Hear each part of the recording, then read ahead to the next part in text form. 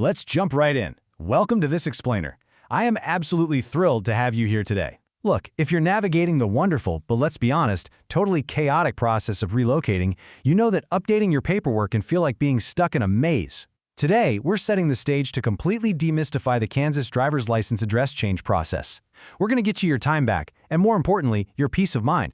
So, let me ask you, did you just move to Kansas and need to update your driver's license without standing in line? Well, you are definitely in the right place.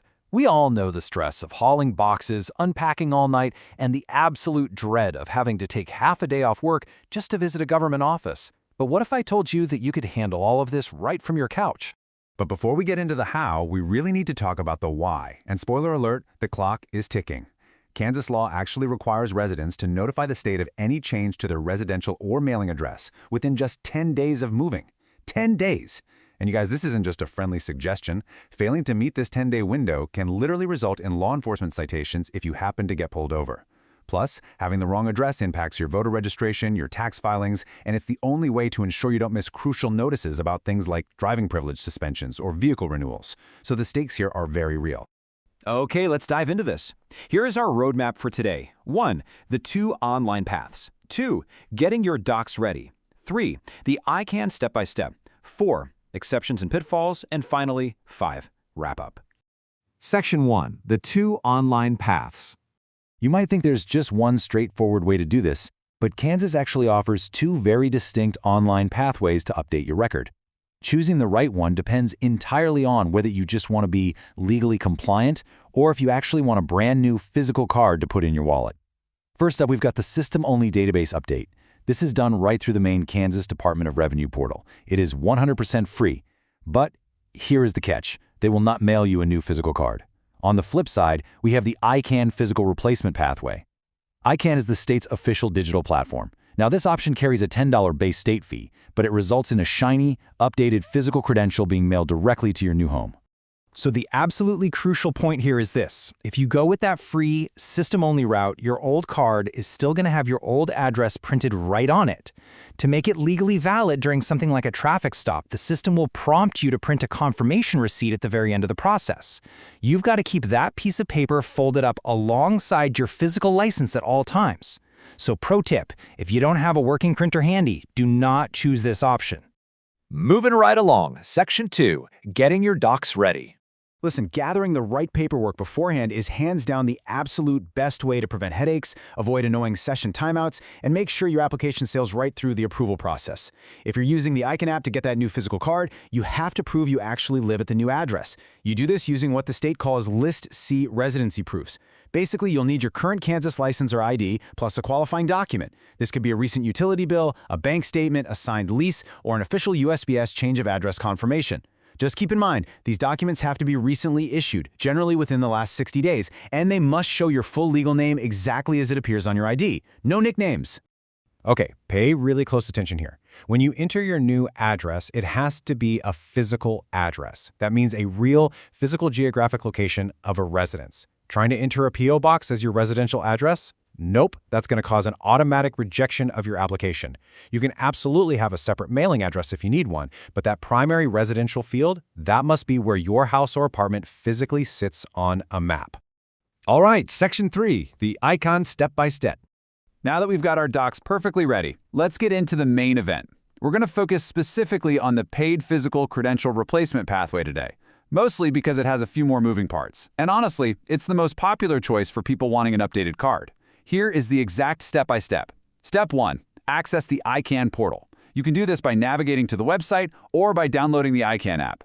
You'll need to create a secure account or log in if you already have one. And hey, make sure you use a strong password to protect your info.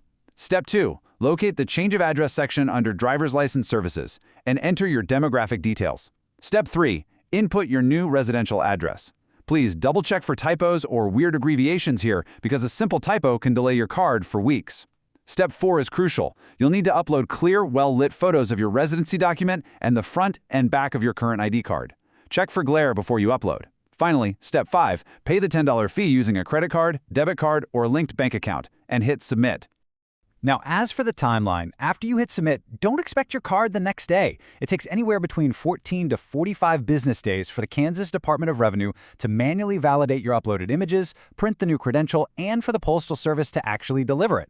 But don't worry, during this time, your confirmation email serves as your proof of the pending update, so definitely keep that email starred in your inbox. Let's move to Section 4, Exceptions and Pitfalls. Look, online systems are undeniably brilliant, but they don't apply to absolutely everyone. If you fall into certain categories, the online portals will literally block your transaction.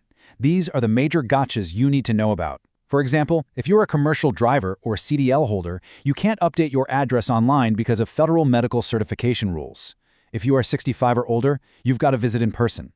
If your move also involved a legal name change, like, say, getting married, you have to go to an office with your original, unlaminated civil documents. Oh, and first-time Real ID applicants are also excluded from online updates. So if you're on this list, save yourself the frustration of dealing with website errors. Just schedule an appointment online using the state's QFlow system and head down to your local office. You might have noticed out-of-state transfers was on that last list too. If you just moved to Kansas from another state, unfortunately, you cannot use the online address change tools. You actually have a strict 90-day window to establish your residency in person at a driver's license station, and this requires bringing your out-of-state ID, passing a mandatory vision test, and proving your lawful presence and social security number with original paper documents. And now for the absolute biggest pitfall. This is the one that catches thousands of residents off guard every single year.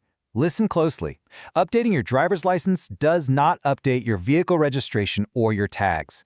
The driver's license database and the vehicle tags database, they are completely separate systems in Kansas. It's crazy, right?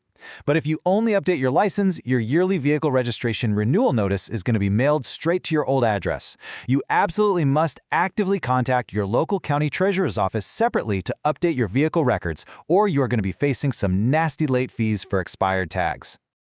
And finally, Section 5, Wrap-Up.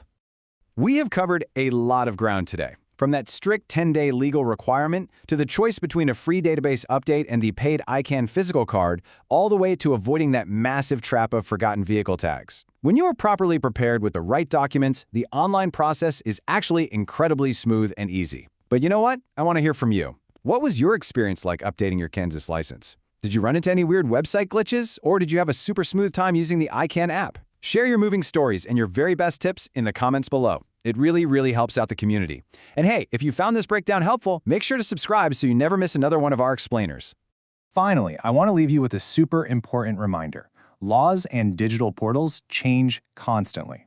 This explainer provides general guidance based on the current system, but you should always verify the specific details, check the most current rules, and review fee structures directly with the official Kansas Department of Revenue source before submitting any of your personal information. Thank you so much for joining me on this learning journey today. Stay organized out there, and I will see you in the next explainer. But it does leave you wondering, doesn't it? With so many separate state and county databases out there, is the convenience of digital government services outpacing our ability to actually keep all these systems smoothly connected?